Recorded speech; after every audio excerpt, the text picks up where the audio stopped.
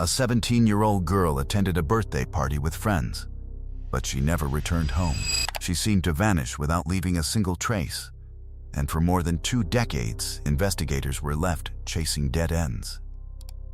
As the years passed, detectives uncovered disturbing pieces of evidence, but still couldn't solve the mystery. Then, in a twist that seemed straight out of a crime thriller, the investigation took a dramatic turn. Police launched a risky undercover operation, and through months of carefully planned deception, they finally uncovered the truth. Michelle Bright was born on June 2, 1981, in the small Australian town of Gulgong, a quiet community of roughly 2,500 residents. Life there was peaceful and isolated, with everyone knowing one another and very few outsiders ever passing through. Michelle lived with her parents and her 2 older brothers. She attended the local school, where she was well liked, enjoyed playing basketball, and dreamed of becoming a veterinarian. She adored animals so much that she even owned a horse, and she often talked about having a large family of her own someday, hoping to raise 6 children. By 1999, at the age of 17, Michelle was working hard to achieve top grades, believing they would help her secure a place at veterinary school. On February 26th, she planned to celebrate a friend's birthday at a house party. Afterwards, she intended to spend the night at another friend's home because her own house was located quite a distance away. That evening, Michelle's mother drove her to the party since Michelle didn't yet have a car. Before stepping out of the vehicle, she smiled, told her mom she would see her the following morning, and headed inside. The next day, Michelle's mother noticed her daughter still hadn't come home. At first, she assumed Michelle had simply slept in at her friend's house, but as the morning turned into afternoon, her concerns steadily grew. Since Michelle didn't own a mobile phone, her mother began ringing her friends around midday to find out where she was. Eventually, she learned that Michelle had left the party at around 12:30 in the morning after accepting a lift from a couple who offered to drop her in the town center. From there, she only had a short walk to the friend's house, where she planned to stay for the night.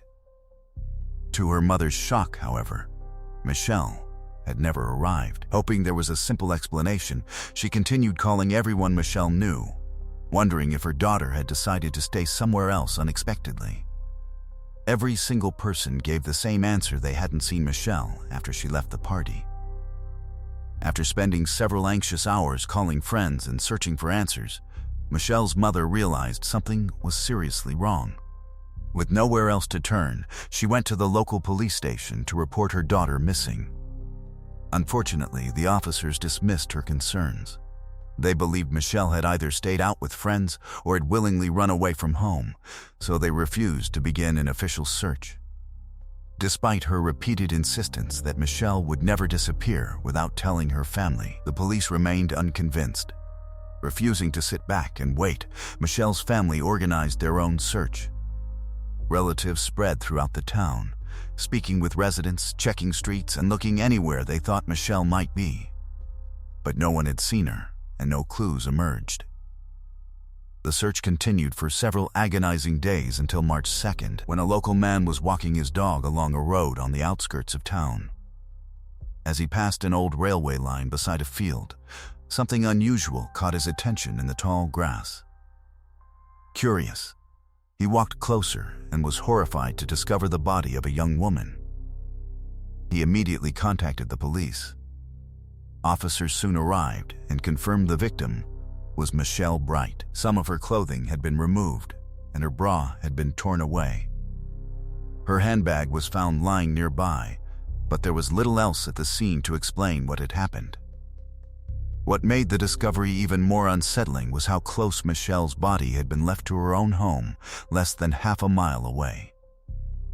However, because of the dense, overgrown grass, it was almost impossible to spot from the road.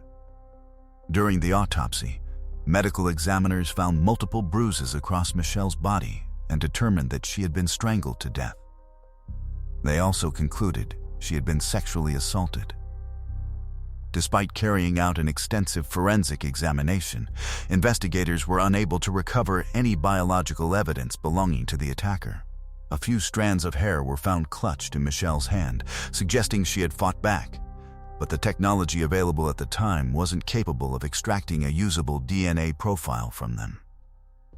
Now treating the case as a homicide, detectives finally launched a full investigation. Their first priority was interviewing everyone who had attended the birthday party. Based on the medical examiner's findings, investigators believed Michelle had likely been killed during the same night she disappeared, raising the possibility that someone from the party either knew what had happened or was directly involved. Witnesses consistently described the gathering as calm and uneventful. No one remembered Michelle arguing with anyone or getting into any kind of confrontation. Friends said she appeared happy throughout the evening and eventually accepted a lift from a couple who volunteered to drive her into town. Detectives interviewed the couple, who confirmed they had dropped Michelle off on the main street, exactly where she had asked. According to them, she intended to walk the short remaining distance to her friend's house before they drove away. They never saw which direction she went after getting out of the car. When investigators questioned the friend Michelle was supposed to stay with, she confirmed that Michelle never arrived that night. At that point, detectives developed two main theories. Either Michelle had been attacked while walking the short distance to her friend's house, or something had happened that caused her to change her plans before she ever got there. As detectives pieced together Michelle's final movements, they began to question whether she had really been attacked while walking through the town center. They interviewed residents living along the route she was believed to have taken, but none of them reported hearing screams, a struggle, or anything unusual that night. That led investigators to believe Michelle may have known the person who killed her. They theorized that someone she trusted could have offered her a lift home, only to drive her instead to the secluded area where her body was eventually discovered. Michelle's family strongly supported that theory. They insisted she would never have willingly accepted a ride from a complete stranger. In such a small rural town, unfamiliar faces were uncommon, meaning Michelle would have recognized almost everyone who lived there. Over the following weeks, detectives continued interviewing residents, searching for witnesses, and identifying possible suspects. They also began requesting DNA samples from individuals they believed could be connected to the case. Although forensic scientists had been unable to recover the killer's DNA. At the time, investigators deliberately kept that information from the public. Their hope was that future advances in forensic science would eventually allow experts to recover a genetic profile from Michelle's clothing or other pieces of evidence that couldn't yet be analyzed. One of the earliest people to come under suspicion was Michelle's former boyfriend. Detectives learned the couple had ended their relationship shortly before her death, and friends admitted he hadn't taken the breakup particularly well. Despite this, investigators found no evidence linking him to the crime and couldn't establish whether he had even been near the street Michelle was walking on the night she disappeared. Another local man also attracted police attention because he appeared unusually devastated by Michelle's death, despite barely knowing her personally. However, just like the ex-boyfriend, detectives found no evidence connecting him to the murder. A few days after Michelle's body was discovered, one of her relatives returned to the crime scene and noticed something unexpected: one of Michelle's earrings lying in the grass. The discovery puzzled investigators because the entire area had already been thoroughly searched. Detectives believed there were only two possible explanations. Either officers had somehow overlooked the obvious piece of jewelry during their original search, or the killer had taken the earring from the scene and later returned to discard it after realizing it could become evidence. As the investigation continued, police eventually compiled a list of 14 possible suspects. Unfortunately, without the killer's DNA or any substantial forensic evidence, proving any of their involvement seemed almost impossible. Nearly every suspect voluntarily agreed to provide a DNA sample for comparison, except one. A 23-year-old local man named Mark refused to cooperate, immediately drawing investigators' attention. As detectives looked deeper into his background, they uncovered several troubling incidents. Shortly after Michelle's murder, it emerged that Mark had spent 8 months stalking another local woman, even breaking into her home. Later, he was also accused of harassing a woman in a nearby town by following her through the streets before catching up to her and touching her inappropriately. Although there wasn't enough evidence to prosecute him in that case, the allegations only increased detectives' suspicions. Investigators also learned that Mark had attended school with Michelle's older brother, meaning he was likely familiar with Michelle and her family. When questioned, Mark admitted he had been in the town center on the night Michelle disappeared, but claimed he returned home at approximately 1:15 in the morning. According to his timeline, he insisted there wouldn't have been enough time for him to abduct Michelle, drive her to the isolated field, and kill her before getting back home. However, when detectives interviewed his wife, her account raised fresh concerns. She admitted she couldn't remember exactly what time Mark had returned and suggested it may have been considerably later than he claimed. That inconsistency prompted investigators to secretly place a listening device inside the couple's home. The recording soon revealed another disturbing detail. Mark's own wife had begun questioning whether her husband could have been responsible for Michelle's murder.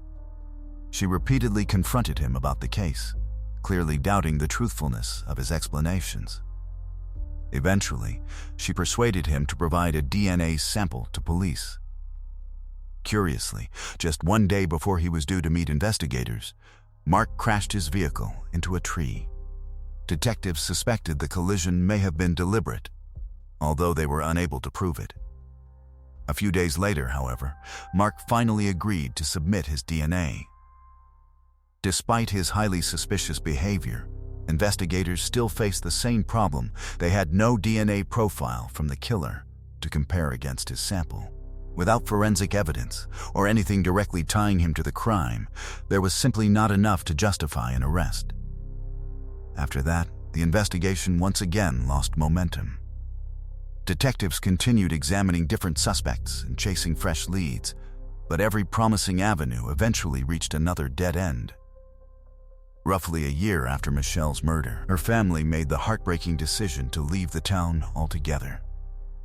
They had become convinced that the person responsible was someone local, and living among people they suspected had become emotionally unbearable. In 2000, authorities announced a reward of $100,000 for information leading to the killer's arrest. Although the reward generated several new leads, none of them brought detectives any closer to solving the case. 2 years later, in 2002, investigators traveled to the United Kingdom to have Michelle's clothing and other evidence examined using more advanced forensic techniques, hoping to recover foreign DNA. Unfortunately, those efforts also ended without success. Over the following years, the investigation was reopened several times. In 2009, police dramatically increased the reward to $500,000, making it the largest reward ever offered in the state's history. The announcement triggered a surge of phone calls and fresh tips, but once again, every lead eventually collapsed under closer examination. Then, in 2019, 2 decades after Michelle's murder, the case was reopened yet again. Even with modern forensic technology, investigators still hadn't been able to recover the killer's DNA from any of the evidence. Faced with that limitation, detectives returned to their original suspect list. By then, only 5 names remained under serious consideration. After conducting another exhaustive review of each individual, investigators narrowed the field to just 2 primary suspects and concentrated all of their efforts on them. One of those men was 56-year-old Craig. He immediately stood out for several reasons. At the time Michelle was murdered, Craig had lived only 2 houses away from her family home. More importantly, detectives discovered that Craig had moved to Sydney just 2 weeks after Michelle's murder, a fact that immediately caught their attention. As they dug deeper into his past, they uncovered a lengthy criminal history. Craig had been arrested numerous times for offenses including harassment, indecent exposure, and other sexually motivated crimes. In addition to that, he had been involved in various thefts and other illegal activities over the years. What concerned investigators even more was an incident that had taken place just 1 year before Michelle was killed.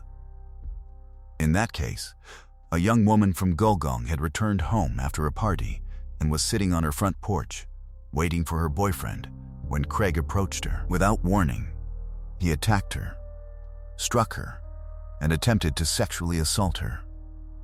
Fortunately, her boyfriend arrived moments later, forcing Craig to flee before he could carry out the attack. Although the victim reported the assault to police, she ultimately chose not to pursue charges. Prosecutors believed the case would be difficult to prove since her testimony alone was unlikely to secure a conviction, allowing Craig to remain free. By the time detectives reviewed Michelle's murder years later, Craig had become their primary suspect. The problem was that they still lacked enough evidence to arrest him. Believing a confession was their best chance, investigators decided to undertake one of the most ambitious undercover operations in Australian policing history. Drawing on Craig's criminal background, detectives created an elaborate fake organized crime syndicate and carefully introduced themselves to him as experienced criminals with powerful connections, including corrupt contacts inside the police force. They claimed they were expanding their organization to make significant amounts of money and were looking for one more trusted member. Craig accepted the offer and became part of the group. Over the following months, undercover officers devoted themselves to earning his confidence. They repeatedly told him that everyone in the organization was like family and that complete honesty was essential before anyone could participate in their biggest operations. During this period, the group carried out a number of criminal activities, although police have never publicly revealed the exact nature of those offenses. It's believed some of the crimes may have been staged or involved minor offenses designed solely to maintain the illusion. Detectives were willing to go to extraordinary lengths if it meant finally solving Michelle's murder. After almost a year, investigators decided the time had come to escalate the operation. Members of the fake gang began telling Craig that police were showing renewed interest in him over an old murder investigation, something they warned could threaten the entire organization. They deliberately avoided naming the victim, but hinted that detectives were closing in. During one of those conversations, Craig unexpectedly replied, "I hope they don't question me about the murder of Michelle Bright." He quickly added that Michelle had been like a sister to him, and claimed he had known her since she was a baby. Sometime later, another undercover officer, this time posing as a corrupt detective working for the criminal group, met privately with Craig. He told him that investigators from Gulgong were actively building a case against him and were getting dangerously close to uncovering the truth. The undercover operation then entered its final stage. Police publicly announced a record-breaking $1 million reward for information leading to Michelle's killer. The announcement dominated headlines across Australia, exactly as detectives had hoped. Behind the scenes, they believed the increased publicity would place even greater psychological pressure on Craig. Interestingly, on the very same day, Craig commented on the police department's social media post, writing, "It's so sad they still haven't caught her killer. Michelle was like a sister to me. I feel so sorry for her family." The following day, Craig was invited to meet the mysterious leader of the criminal organization, a man he had never previously encountered. In reality, the gang boss was another undercover detective. During their meeting, the fake crime boss told Craig that police were investigating him in 2 separate cases, and that his legal problems could jeopardize the entire organization. He urged Craig to tell him the truth, promising that if he confessed, the gang would use its influence to make the problem disappear. Even then, Craig initially denied any involvement in Michelle's murder. The undercover boss then produced a folder supposedly containing confidential police documents about the investigation, including a photograph of Craig's old car. Shortly after Craig moved to Sydney in 1999, detectives had contacted him by telephone regarding Michelle's disappearance, and the very next day his vehicle was mysteriously found burned out. The fake boss claimed police now possessed evidence that could soon lead to Craig's arrest. The strategy finally worked. Feeling trapped, Craig slowly began admitting what he had done. He explained that on the night Michelle disappeared, he had traveled into Gulgong, visited a friend, and later gone into the town center where he stopped at a local pub and spoke with the owner. After that, he claimed his memory became hazy because he had consumed a large amount of alcohol. Even so, Craig admitted that he had killed Michelle. Knowing such a vague confession might not stand up in court, the undercover officers persuaded him to revisit the crime scene with members of the fake gang in an effort to jog his memory. They promised that once everything was sorted out, one of the gang members would drive him to the airport and help him leave Australia. Craig agreed. Back at the scene of the crime, he provided even more incriminating details. He described dragging Michelle's body away from the roadside into the long grass to conceal it from passing motorists. Although he claimed he couldn't remember whether he had sexually assaulted her, he accurately explained how he had removed some of her clothing.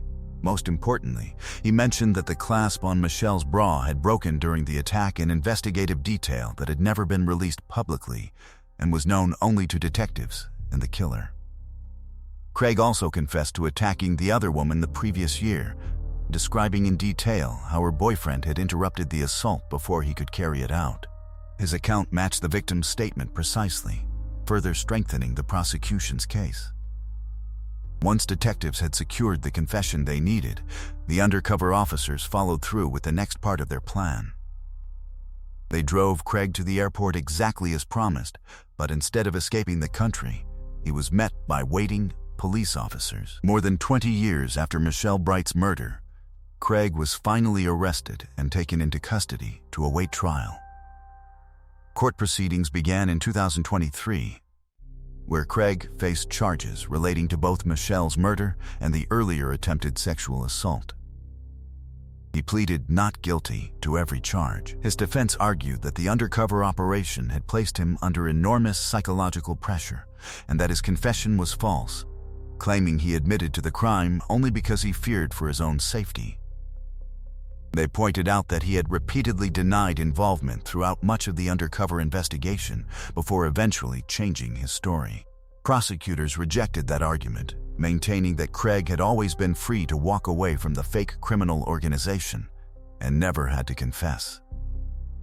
More importantly, they argued that only the real killer could have known highly specific details, including exactly how Michelle had been killed and the broken clasp on her bra facts never disclosed to the public. According to the prosecution, Craig encountered Michelle in the town center that night and either offered her a lift or persuaded her to walk with him. Since the two lived only a short distance apart and Michelle already knew him, she likely saw no reason to be suspicious. Once they reached a more isolated area on the edge of town, Craig attacked her and dragged her away from the road towards the railway tracks, where her body was later discovered. After a 7-week trial, the jury found Craig guilty of both Michelle's murder and the attempted assault committed the previous year.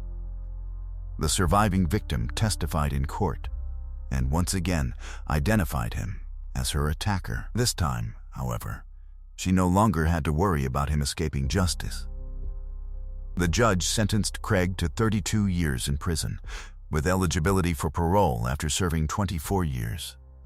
That means he will not be considered for release until he is at least 77 years old.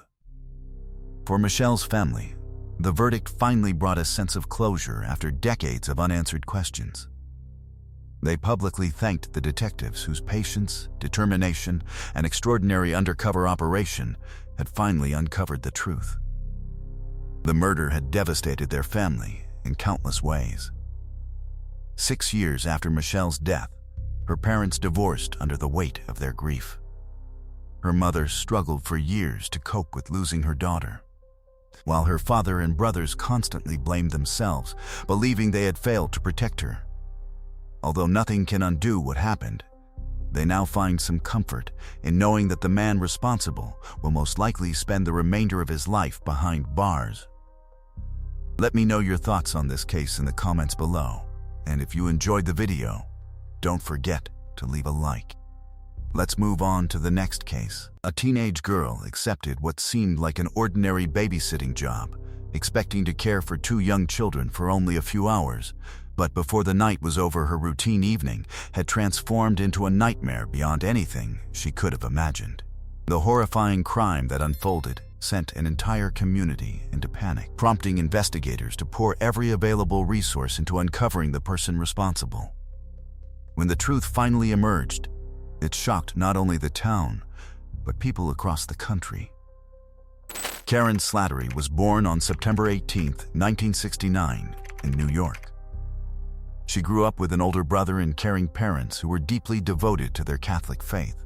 When she was just 1 year old, the family relocated to Florida, eventually settling in the quiet suburban community of Boynton Beach. As Karen grew older, she attended a local Catholic school where she became involved in numerous extracurricular activities, including softball, swimming, and gymnastics. Living near the coast meant she spent countless afternoons with friends enjoying the beach, swimming in the warm ocean, and making the most of Florida's sunny weather. A few years after the move, Karen's younger sister was born, and the two formed an incredibly close bond. Her little sister admired everything Karen did, copied her hobbies, and viewed her as the perfect role model. By the age of 14, Karen had entered high school, which offered students the opportunity to participate in a babysitting program. Parents looking for reliable childcare would contact the school, and trained students would be assigned to the jobs. For Karen, it was the perfect chance to earn some spending money. She genuinely loved being around children and already had plenty of experience helping care for her younger sister, so joining the program was an easy decision. Before long, Karen had earned an excellent reputation among local families. Parents trusted her completely. Their children adored her, and requests for her babysitting services became frequent. At the same time, she was excelling as a competitive swimmer and hoped her athletic ability would eventually help her secure a college scholarship after graduation. On March 24, 1984, Karen agreed to babysit 2 young girls for a family she had worked with many times before. Although she had originally hoped to spend that weekend with her friends and even considered declining the job, she ultimately decided she needed the extra money. One of her closest friends had recently moved to another state, and Karen was determined to visit her during the upcoming school break. Saving enough for airfare meant taking every babysitting opportunity she could. That evening, Karen's mother drove her to the family's home, where the parents welcomed her inside, reminded her to make sure every door stayed locked, and then left for the evening. Over the next several hours, everything seemed perfectly normal. Karen played games with the girls, watched cartoons, served them dinner, and around 9:30 p.m., tucked them into bed for the night. Afterwards, she returned to the living room and called her best friend. They excitedly talked about plans for the following day, including attending a baseball game thanks to tickets her friend's father had managed to get. Once that conversation ended, Karen phoned another friend who was also babysitting that night. The two compared stories about their evenings, and during the conversation, Karen mentioned she was heading into the kitchen to grab something to eat. She promised she would call back within a few minutes, but that second phone call never happened. Since it was already getting late, her friend assumed Karen had simply fallen asleep. Around midnight, the girls' parents returned home and immediately sensed something was wrong. The porch light, which they always left switched on. Inside, the house was unusually quiet, with no lights on and even the television turned off. As they reached the front entrance, they realized the door was unlocked. Thinking Karen had accidentally forgotten to secure it, they stepped inside and repeatedly called out her name, but no answer came. As they switched on lights throughout the house, they reached the kitchen and were confronted by a horrifying scene. A huge pool of blood covered the floor, while the wall-mounted telephone hung by its cord, swinging above the mess. A long trail of blood stretched from the kitchen down the hallway towards the bedrooms where their daughters had been sleeping. Both bedroom doors remained shut, but light could be seen beneath one of them. Terrified that an intruder might still be inside, the father told his wife to run next door and phone the police while he stayed behind. Desperate to check on his children, yet paralyzed by the fear of what he might find, he couldn't bring himself to open the bedroom door. Minutes later, a police officer arrived and instructed the father to wait outside while he searched the house. Opening the girl's bedroom, he discovered both children asleep peacefully in their beds, completely unharmed. He carefully carried them outside and reunited them with their relieved parents. But that relief disappeared almost instantly when they remembered Karen was still somewhere inside. They informed the officer there had been another teenager in the house. Following the blood trail deeper into the home, officers reached the master bedroom. Inside, they found a young woman lying motionless on the floor. A pulse check confirmed there was nothing they could do. As additional officers and paramedics arrived, investigators identified the victim as Karen Slattery. Part of her clothing had been removed, raising immediate concerns that she had been sexually assaulted, and someone had placed a towel over her face. Her body displayed numerous injuries that appeared consistent with repeated stab wounds. After Karen was transported for an autopsy, detectives began meticulously processing the crime scene. They noticed an open living room window with its screen sliced open. Outside, boot prints and flattened vegetation beneath several windows suggested the offender had spent time watching the house before cutting the screen and entering. Investigators uncovered even more puzzling evidence. Alongside the boot prints, they also found barefoot impressions both outside and inside the house, leading them to believe the intruder had removed his boots before going inside. Speaking with the homeowners, detectives learned Karen always made a point of locking the front door whenever she babysat. Since it had been unlocked upon their return, they suspected the killer had left through that entrance after the attack. The homeowners also explained they had left the living room window open before leaving because the weather had been unusually cool and pleasant that evening. Realizing this decision may have unintentionally provided the attacker with access to the home, they were devastated and struggled with overwhelming guilt. Investigators also found bicycle tire tracks in the garden, suggesting the killer had arrived by bicycle and escaped the same way. The tracks were followed until they reached the nearby coastal road, where they disappeared completely. Forensic specialists attempted to preserve the barefoot impressions, but every print had been smeared beyond useful comparison. Equally frustrating was the complete absence of any foreign fingerprints anywhere inside the house. Evidence found in the bathroom suggested the attacker had even taken a shower before leaving, yet despite this, not a single identifiable fingerprint was recovered.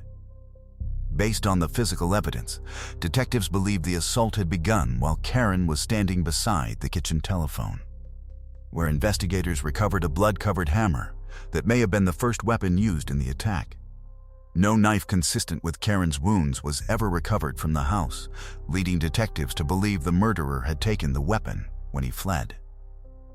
Investigators later discovered that the blood-stained hammer used in the attack had actually come from a cabinet inside the home, suggesting the intruder had searched through the house before confronting Karen. From that same cabinet, a pair of women's gloves had also disappeared, leading police to suspect the killer had worn or taken them while leaving the scene. Apart from those items, nothing else had been stolen, and all valuables remained untouched, making it increasingly unlikely that the crime had been the result of a burglary gone wrong. During the autopsy, medical examiners documented 18 stab wounds, confirming they were the direct cause of Karen's death. They also determined she had been sexually assaulted and recovered biological evidence from her body. Unfortunately, DNA testing was still in its infancy during the mid-1980s and could not yet provide investigators with the answers they desperately needed. One particularly unusual piece of evidence puzzled everyone involved in the case: a piece of chewing gum stuck to Karen's shorts. She had only recently had her braces removed and had been excited to enjoy chewing gum again, but investigators couldn't explain how it had ended up there. Some even wondered whether the killer had deliberately placed it on her clothing. With very little physical evidence pointing towards a suspect, detectives appealed directly to the public, asking residents to report any suspicious men riding bicycles or behaving strangely around the neighborhood. They also began reviewing the records of known burglars and individuals previously arrested for breaking and entering, hoping one of them might be connected to the murder. News of Karen's brutal death sent waves of fear through the entire community. Parents became convinced a dangerous predator was still roaming the streets and stopped allowing their children to go anywhere alone. The high school's babysitting program was also dramatically changed. Sending teenage girls to babysit alone in other people's homes was now considered far too dangerous. Students were instructed to remain constantly alert, carefully check every window and door, and whenever possible work alongside another babysitter. Some even suggested that parents should instead bring their children to the babysitter's home and collect them afterwards. The local police department committed nearly all of its available manpower to solving the case, as pressure from the frightened community continued to grow. Detectives also interviewed the two young girls Karen had been caring for, hoping they might have witnessed something useful. One of the children recalled briefly waking during the night and seeing a man whose face appeared to have blood on it. But she was too young to provide any further description. Meanwhile, attention unexpectedly shifted towards the girl's parents. Although investigators could find no obvious motive, some people speculated they might somehow have been involved simply because they had access to the house. Public suspicion intensified even further after the family relocated to another state, only 2 days after the murder. Before long, detectives found themselves pursuing another possible suspect. While investigating an unrelated burglary at a mobile home, one officer tracked down the person responsible and learned that he frequently traveled by bicycle. Even more intriguing, what appeared to be bloodstains were found on the bicycle's handlebars, and a piece of chewing gum was lodged between its spokes. The gum closely resembled the piece recovered from Karen's shorts, prompting detectives to wonder whether her murder had been committed during a burglary that had spiraled out of control. However, laboratory testing quickly eliminated that theory. The gum turned out to be a completely different flavor, and the suspected bloodstains were identified as nothing more than dried paint. As the investigation dragged on with no breakthrough, Karen's friends and relatives organized a reward fund to encourage new information.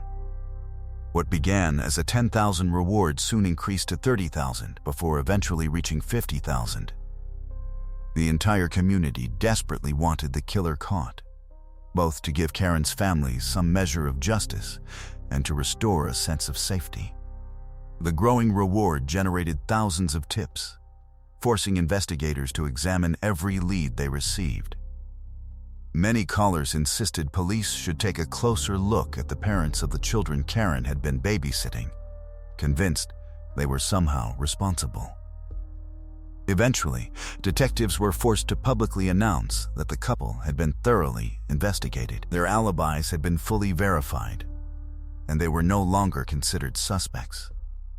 Not long afterwards, a woman living only a few streets from the murder scene contacted police with a bizarre story. She claimed she had come home to discover drops of blood inside her house, along with a handwritten note addressed to her nephew. Detectives interviewed the nephew, who confirmed her account. He explained that the note had been left by a 22-year-old friend with a criminal history who had left the state the day after Karen's murder. Investigators eventually tracked the man down in Ohio, where he admitted writing the note and slipping it through the woman's mail slot. However, he insisted he had never noticed any blood inside the house and strongly denied having any involvement in Karen's killing. He agreed to provide a biological sample and also submitted to a polygraph examination.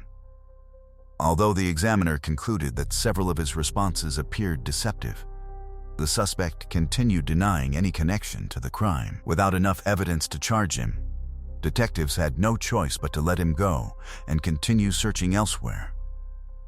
Around that same period, the county police department acquired a newly developed forensic device capable of detecting fingerprints with roughly 10 times the effectiveness of older equipment. The investigators handling Karen's case immediately requested access to the technology and returned to the crime scene for another painstaking examination. This time, their efforts paid off, as they successfully uncovered dozens of previously undetected fingerprints that had gone unnoticed during the original investigation. However, after analyzing every one of those fingerprints through their records, forensic specialists determined they all belonged to members of the family or people who regularly visited the house. Over the following weeks, detectives chased thousands of tips and interviewed countless potential suspects. Yet every promising lead eventually reached a dead end. The investigation was made even more difficult by the city's soaring crime rate. That year, murders, assaults, and violent offenses had climbed to near-record levels, stretching police resources to their limits. At one stage, authorities even encouraged parents to voluntarily submit their children's fingerprints so they could be identified more easily if a kidnapping occurred, and many families complied with the request. For several weeks, Karen's murder remained at a standstill, but 2 months later, the investigation took a dramatic turn. On May 29th, officers responded to the home of 38-year-old Georgiana Warren, located only a few miles from Karen's neighborhood, where they discovered her dead inside her bedroom. Georgiana was lying on her bed with a pillow covering her face, and a hammer rested nearby. The house bore obvious signs of a violent struggle, with blood found on the bed as well as inside the bathroom. Investigators also uncovered evidence suggesting the killer had taken a shower before leaving the scene. The medical examiner confirmed that Georgiana had been sexually assaulted and recovered biological evidence from her body. Detectives were immediately struck by the extraordinary similarities between this crime and Karen's murder. It appeared almost identical. Just like Karen's case, Georgiana's 2 daughters had been inside the house throughout the attack, yet neither child was harmed or heard anything unusual during the night. Nearly everyone involved believed the same offender had committed both crimes. Once again, however, investigators were frustrated by the complete absence of usable fingerprints. Before concluding their examination of the scene, forensic experts decided to inspect a book lying beside Georgiana's bed. Believing the killer might have handled it during the attack, they carefully examined every single page using the department's newly acquired fingerprint detection technology. This painstaking effort finally produced a breakthrough. On page 43, they discovered a single unidentified fingerprint that did not belong to anyone connected to the victim and could potentially belong to the murderer. Although digital fingerprint databases did not yet exist in 1984, detectives began manually comparing the print against every suspect they investigated, hoping one comparison would finally produce a match. Investigators also uncovered another possible connection between the 2 murders when they learned that one of Karen's friends had babysat Georgiana's children only days before the killing. Detective Kevin McCoy began to suspect that whoever was responsible might also be linked to several seemingly unrelated crimes that investigators had previously overlooked.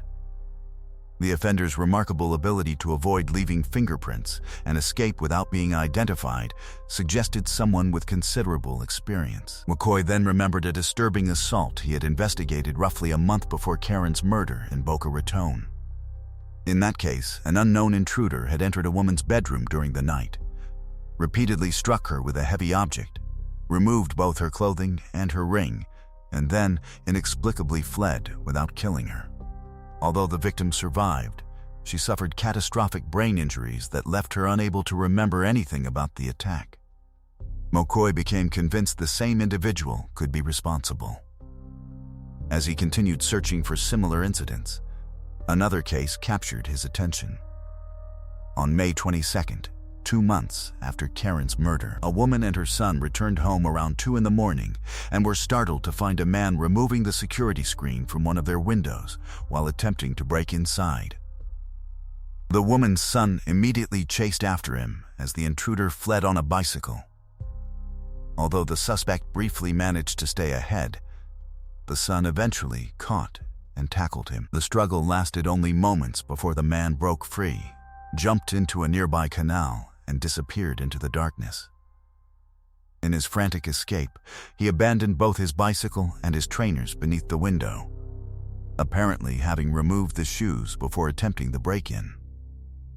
Just 2 days later, another woman living in the same area woke to a crushing blow to the head. As she opened her eyes and screamed, she caught sight of a man sprinting out of her bedroom. That very same night, another woman reported that a stranger burst into her bedroom and began threatening her. Her screams appeared to startle the intruder, who immediately turned around and fled. 4 days later, yet another remarkably similar incident occurred when an unknown man broke into a different woman's home during the night.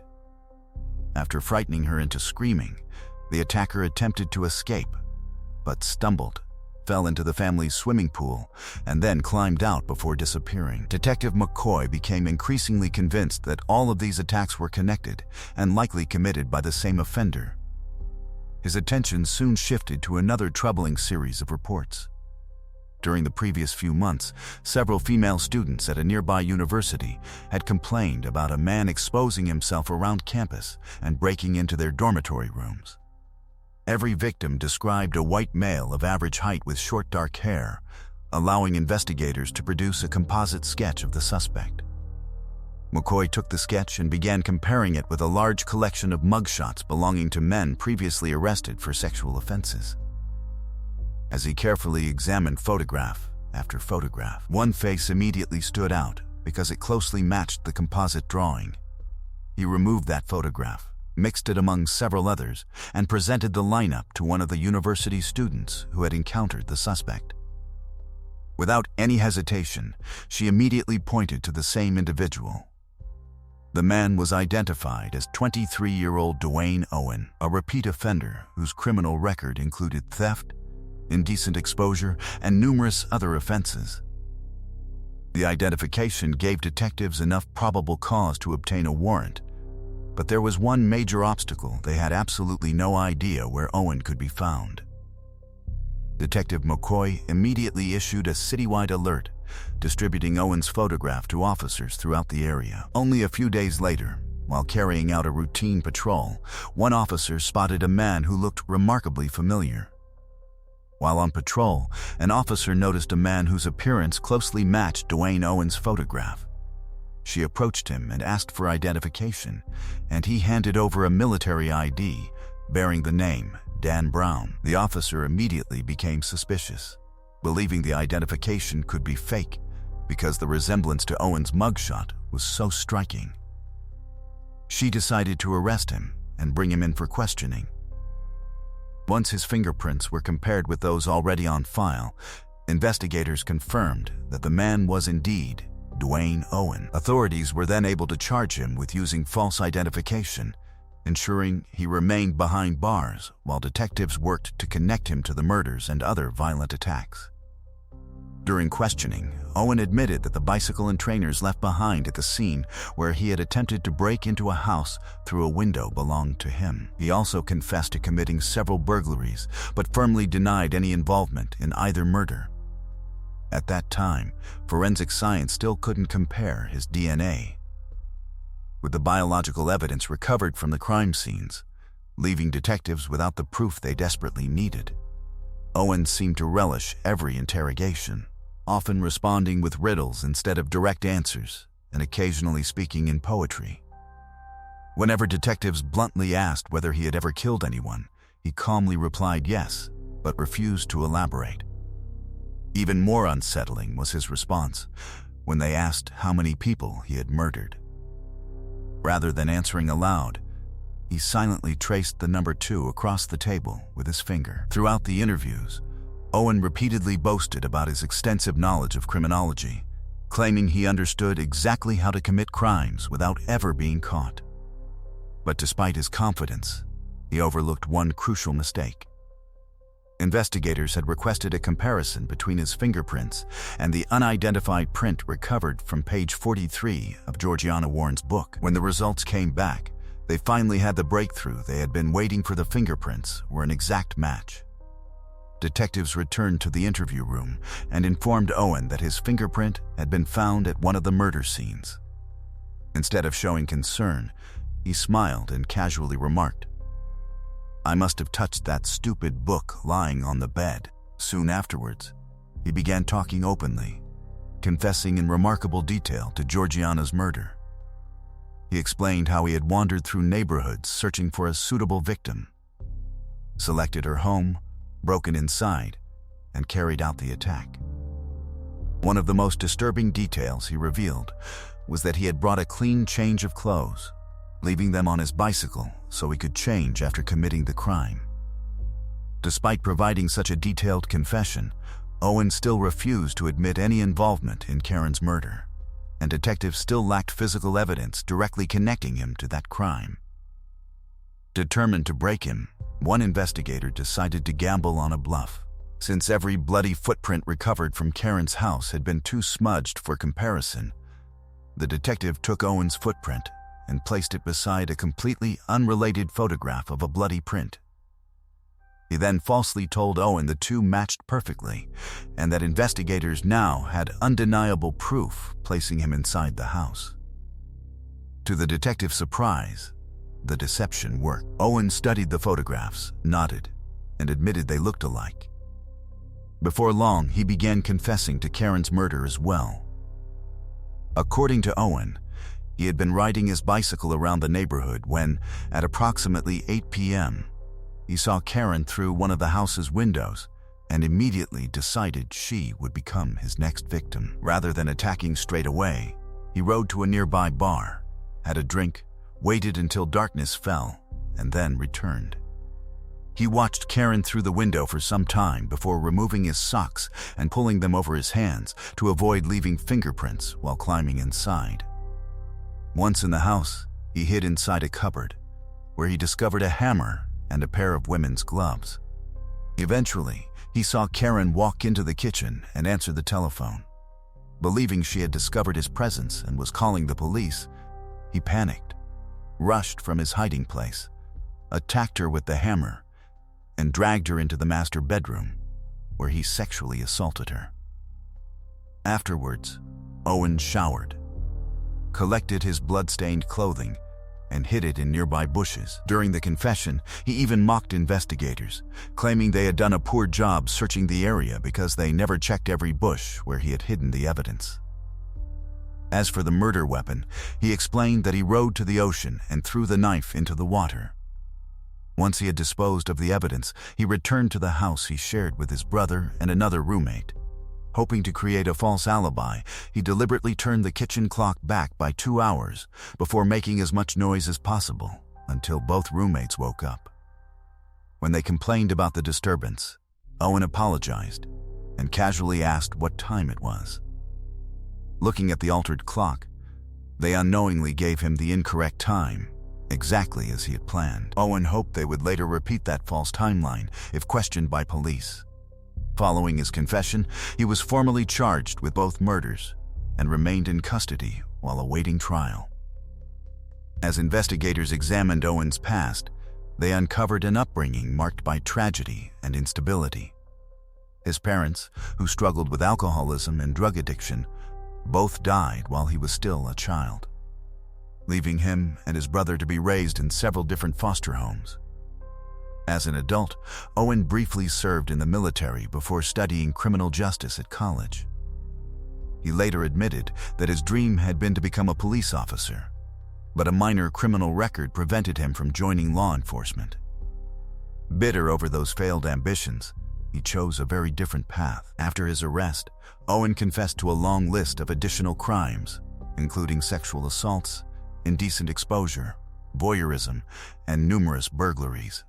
Although he insisted Karen and Georgiana were the only people he had ever killed. While awaiting trial, he nearly escaped from prison by climbing inside a rubbish bin, hoping it would be loaded onto a collection truck and carried outside the prison walls.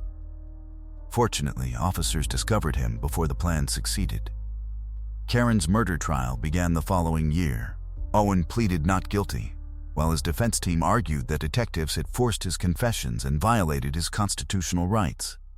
However, once jurors listened to the complete recordings of the interrogations, there was little doubt about his guilt.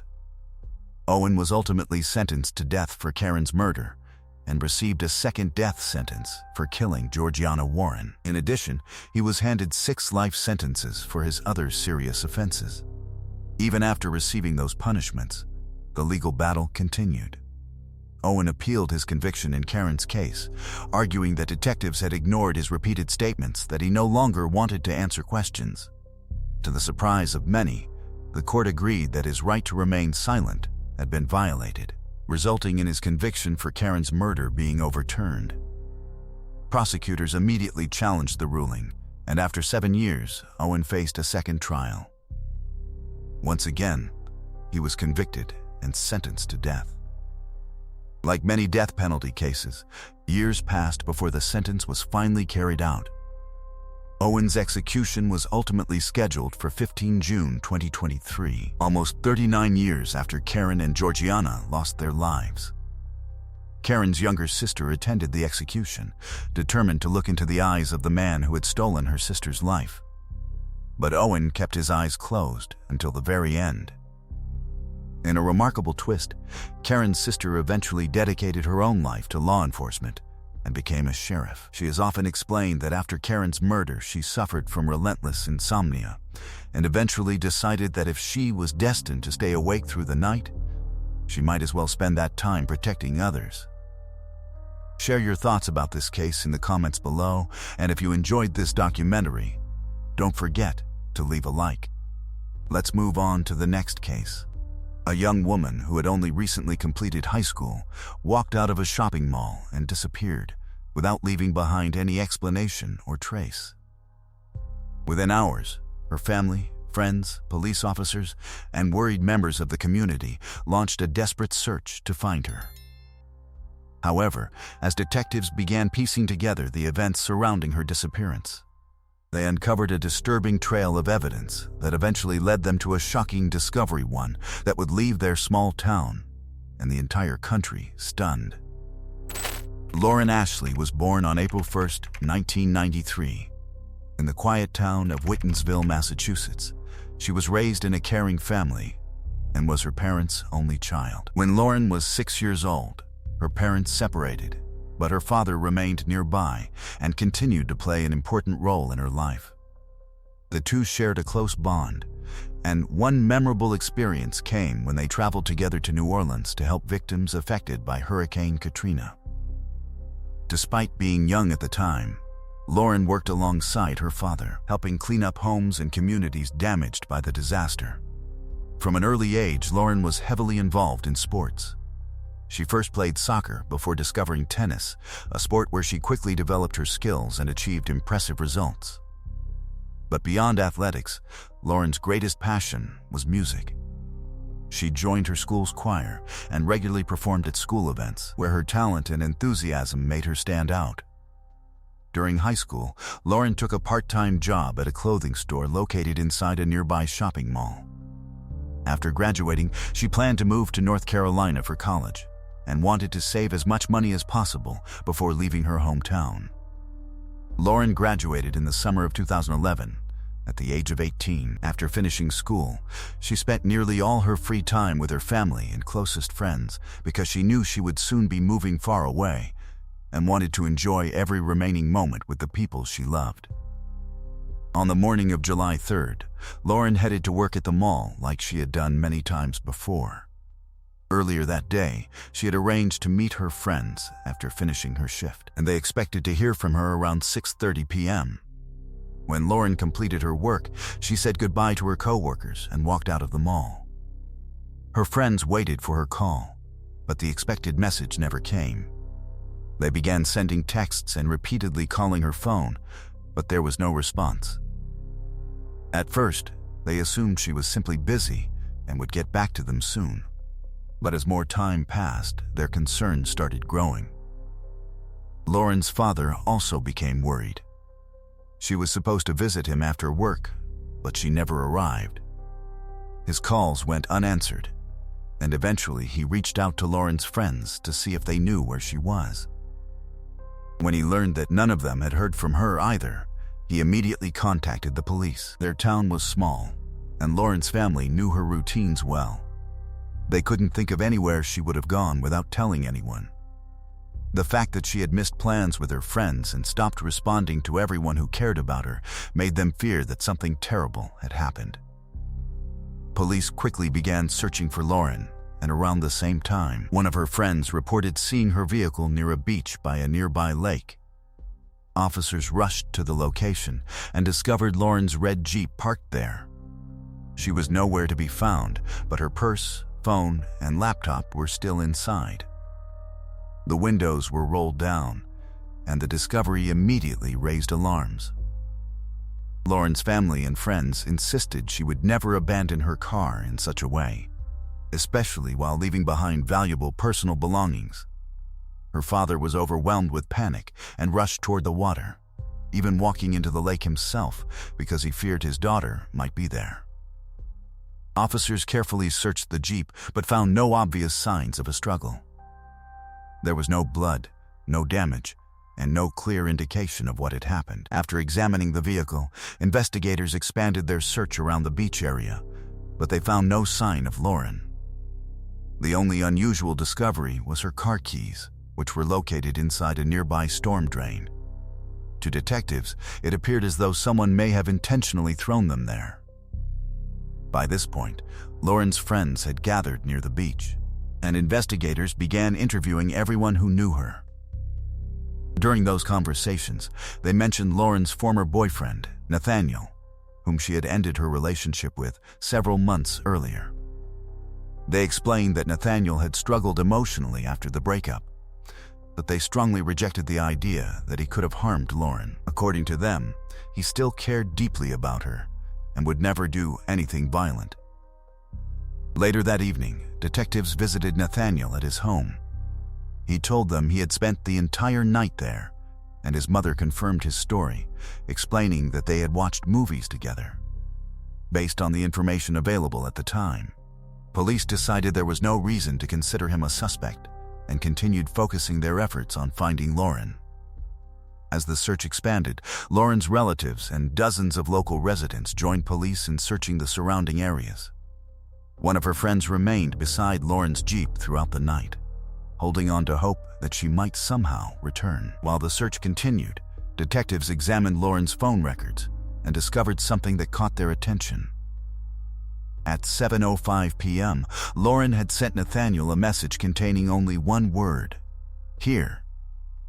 Just 14 minutes earlier, she had called him, and they had spoken briefly. The timing immediately seemed suspicious, so investigators decided to speak with Nathaniel again. This time, he admitted that Lauren had actually stopped by his house around 7 p.m. He explained that she never got out of her car and never entered the home. According to Nathaniel, they talked for approximately 5 minutes, mostly about their relationship, before Lauren drove away. He claimed he did not mention this earlier because he didn't think it was important. Detectives observed that Nathaniel appeared calm, cooperative, and showed no obvious signs of deception, so they continued exploring other possibilities. The search continued through the night until police received an unexpected call the following morning. A woman who had been riding her bicycle along a road near the river noticed something unusual while passing a small marshy area. She stopped to investigate and quickly realized she was looking at a human body in the water. She immediately contacted authorities. When officers arrived and recovered the body, they confirmed the worst possible outcome: it was Lauren Ashley. It was immediately clear that this was no accident. Lauren had been murdered. A bungee cord had been wrapped around her neck, and there was a visible cut injury. The body was transported to medical examiners, who determined that the strangulation and the cut were responsible for her death. They also discovered multiple defensive wounds, showing that Lauren had fought desperately against her attacker before she was killed. While the medical examination was underway, investigators searched the marsh area and discovered a blood-stained towel nearby. The item was collected and sent for DNA testing, potentially offering a crucial clue about who was responsible. With the case now officially a homicide investigation, detectives shifted their focus toward identifying Lauren's killer. At that moment, the strongest lead pointed toward Nathaniel. After speaking with Lauren's friends and family in greater detail, investigators learned more about their relationship and the events leading up to the breakup. Lauren and Nathaniel had started dating 3 years earlier, and for much of their relationship, everything appeared perfect. Nathaniel came from a respected family, played football at school, and was considered one of the most popular students among his classmates. However, after about 2 years together, the relationship began to change. Nathaniel became increasingly possessive and jealous, attempting to control who Lauren spent time with. He also began drinking heavily, and her friends noticed the emotional toll it was taking on her. They repeatedly encouraged Lauren to end the relationship for her own well-being. The couple broke up several times, but would eventually reconcile, until 3 months before Lauren's death, when she finally decided the relationship was over for good. According to those close to her, Nathaniel struggled deeply with the breakup. He repeatedly tried to convince Lauren to give him another chance, showing up to talk with her and calling her frequently, but Lauren remained firm in her decision. After they separated, Nathaniel reportedly fell into a severe depression. He stopped going out, distanced himself from friends, and lost interest in football, the activity that had once been the center of his life. Even after receiving a college sports scholarship, he no longer seemed interested in pursuing it. Instead, he spent most of his time isolated at home, unaware that investigators were beginning to look closely at him. Nathaniel's behavior continued to spiral after the breakup. He began drinking heavily and started smoking, causing his mother to become increasingly concerned. Eventually, she decided to take him to see a therapist, and after several sessions, the therapist suggested that Nathaniel could indeed be experiencing depression. Despite isolating himself from his friends and withdrawing from his usual social life, Nathaniel still refused to let go of his relationship with Lauren and continued trying to win her back. At one point, Lauren and her friends hosted a graduation celebration, attended by dozens of classmates and their families. Nathaniel arrived at the party while intoxicated and noticed Lauren talking with other boys. He immediately approached her and attempted to discuss their relationship, but Lauren made it clear that she had moved on and was not interested in getting back together. Nathaniel became furious. A large party tent had been set up in the yard, and in a moment of anger, he punched one of the support poles, causing the entire structure to begin collapsing onto the people underneath. Guests had to quickly hold it up to prevent anyone from being injured, and Nathaniel was immediately told to leave. After the incident, Lauren approached her mother in tears and explained that Nathaniel would not stop bothering her. In another disturbing situation, Nathaniel confronted a man Lauren had been speaking with and threatened to kill him. These incidents caused investigators to take a much closer look at Nathaniel as a possible suspect in Lauren's murder. He was the last known person to speak with her, and the last person confirmed to have seen her alive. However, police still faced one major problem. Nathaniel had what appeared to be a strong alibi provided by his mother. As detectives continued digging into his background, they uncovered another important detail. After reviewing security footage from the shopping mall where Lauren worked, investigators noticed that Nathaniel had been inside the mall roughly an hour before Lauren finished her shift.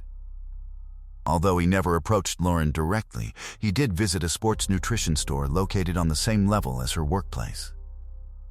Police decided to question Nathaniel again about this discovery, but when they arrived at his home, he was nowhere to be found. His parents told officers that Nathaniel had left several hours earlier, and they did not know where he had gone.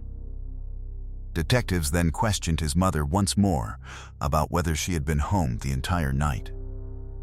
This time, she remembered something important. She had briefly left the house to run errands around the same time Lauren had stopped by after work. This revelation completely changed the investigation. Nathaniel's supposed alibi was no longer reliable, meaning there was no proof that he had been home when Lauren disappeared. With the evidence beginning to point directly toward him, investigators obtained a search warrant for Nathaniel's house. Their first stop was the garage, where they immediately noticed several bungee cords that looked identical to the one found wrapped around Lauren's neck. Using luminol, a forensic chemical that reveals hidden traces of blood. Investigators discovered a large blood stain on the garage floor that had been thoroughly cleaned and was invisible to the naked eye. Additional traces of blood were detected on the garage door handle, the kitchen floor, and inside 2 different sinks. The discoveries continued when detectives found a sports bag inside Nathaniel's bedroom containing sneakers covered in blood and dirt. They also located a small entrance leading to the attic, where they discovered another pair of blood-stained shoes, along with wet, muddy clothing. All of these items were collected and sent to the laboratory for analysis. The results confirmed what investigators feared: the blood belonged to Lauren Ashley. Police immediately began searching for Nathaniel, and only a few hours later they located him at his aunt's house. During his arrest, Nathaniel remained calm and did not resist. He was taken into custody and brought in for questioning, but his parents quickly hired an attorney, preventing detectives from obtaining a confession. Nathaniel was formally charged with murder, and the case moved forward toward trial. While preparing their case, investigators uncovered even more disturbing information. Nathaniel's cousin, who he had been staying with around the time of his arrest, revealed that on the night Lauren disappeared, Nathaniel had called her and asked if they could spend time together because he needed to clear his head.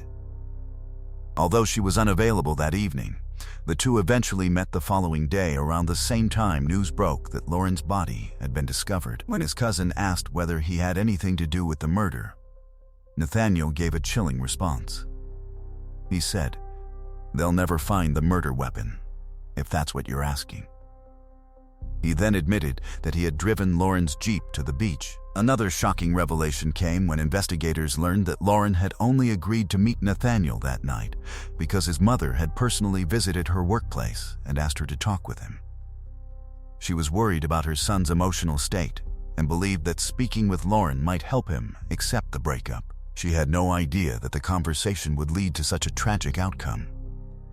While Nathaniel remained in jail without bail, his defense attorney announced plans to pursue a not guilty verdict.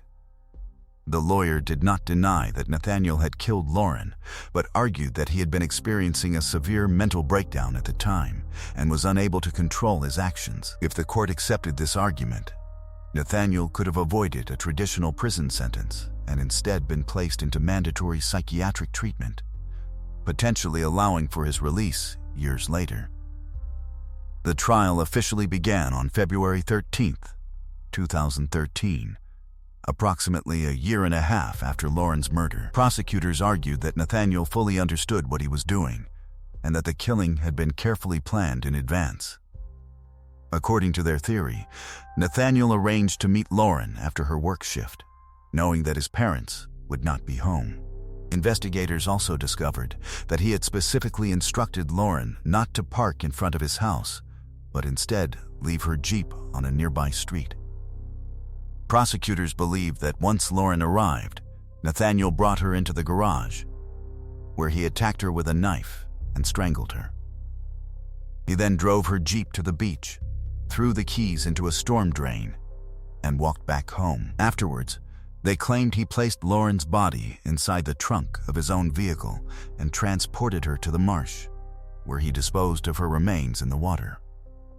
He then returned home and attempted to clean up the evidence left behind.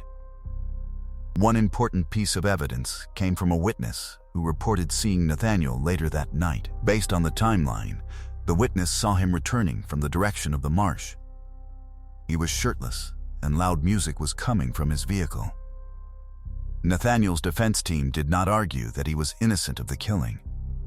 Instead, they claimed that the murder happened during a temporary psychotic episode, and that he was mentally incapable of controlling his actions. Several mental health experts testified on his behalf, explaining that Nathaniel had a family history of schizophrenia, which they believed may have played a role in his mental state. They also pointed to his involvement in football and his previous achievements, arguing that his personality had dramatically changed after the breakup, where he had repeatedly suffered blows to the head during his athletic career. They also argued that Nathaniel had been battling severe depression, which affected his ability to fully understand the consequences of his actions. During psychological evaluations, Nathaniel claimed that while he was killing Lauren, it felt as though he was detached from his own body, almost like he was watching someone else take control and that he had no ability to stop what was happening. The prosecution, however, strongly rejected this explanation, arguing that the evidence told a completely different story. They stated that Nathaniel had deliberately brought Lauren to his home, carried out the attack over an extended period of time, moved her vehicle, transported her body, cleaned the crime scene, and hid the evidence afterward. According to prosecutors, these actions required planning, awareness, and careful decision-making, proving that the murder was not the result of a brief emotional breakdown, but rather a calculated crime. After hearing all the evidence presented during the trial, the jury ultimately found Nathaniel guilty of Lauren's murder. The judge sentenced him to life in prison without the possibility of parole. After the verdict was delivered, Lauren's father did something that surprised many people in the courtroom. Instead of showing anger toward Nathaniel's family, he walked over to his parents and hugged them. Later, he explained that although Nathaniel was responsible for taking Lauren away, his parents had also lost their child that day because their son would spend the rest of his life behind bars. Following the conclusion of the trial, Lauren's father created a foundation in her honor, dedicated to preventing similar tragedies from happening to others. The organization focuses on educating young people about the warning signs of unhealthy relationships, encouraging awareness, and teaching that violence in any form should never be accepted or ignored. One important legal development later occurred in 2021 when the Supreme Court ruled that people who were under the age of 20 at the time of their offense could not automatically receive life sentences without the possibility of parole. Because Nathaniel was exactly 20 years old when he was sentenced, he could potentially seek parole in the future, although no such decision or hearing has taken place so far. Lauren's parents struggled deeply with this possibility. Her mother stated that because Nathaniel had taken their daughter's life, she did not believe he should ever have the opportunity to live freely again, and felt that he should remain in prison for the rest of his life. Share your thoughts about this heartbreaking case in the comments below, and if you found this story compelling, don't forget to leave a like. Let's move on to the next case. A 17-year-old girl accepted a summer job to earn some extra money, but what should have been a normal break from school quickly turned into a terrifying mystery when she disappeared, without leaving behind a single clue. For months, police officers, volunteers, and residents from her small hometown searched desperately for answers, but it seemed as though she had simply vanished. As investigators continued digging into the case, they uncovered a confusing trail of contradictions, suspicious behavior, and hidden details that eventually led them to a shocking truth. Valerie Tyndall was born on August 29, 2005, in Indianapolis, Indiana. She grew up surrounded by a large and loving family that included her parents, one brother, and 4 sisters. At some point, the family decided to leave the busy city behind and move to a much smaller community called Arlington, located about an hour away from Indianapolis. With only a few hundred residents, Arlington was the kind of quiet town where people knew each other, crime was uncommon, and life moved at a slower pace. Valerie quickly adjusted to her new surroundings, enrolling in the local school, making friends, and embracing the peaceful small-town lifestyle. As she got older, Valerie became determined to earn her own money and began taking on different part-time jobs. She first worked at local restaurants before eventually finding employment with a lawn care company. The position suited her perfectly because the schedule was flexible enough to work around school, and the job itself was simple enough that she could manage it without special training. By 2023, when Valerie was 17 years old, she was focused on building a future for herself. She worked hard in school because she dreamed of attending college and becoming a veterinarian. Her love for animals had existed since childhood, and becoming a vet had always been one of her biggest goals. During her summer break, Valerie spent her time researching colleges while continuing to mow lawns so she could save money before leaving for school. On June 7th, Valerie told her parents she was heading out for work, said goodbye, and left the house. Her mother expected her daughter to return within a few hours, but as the afternoon passed, something began to feel wrong. Valerie stopped answering her phone, and as evening approached, her mother decided to contact her employer. Valerie worked for a neighbor and family friend named Patrick, so her mother assumed he would know where she was. However, the answer she received only made the situation more alarming. Patrick told her that Valerie had not shown up for work, and even more surprisingly, she was not scheduled to work that day at all. Valerie's parents immediately feared something terrible had happened, although they still tried to stay hopeful.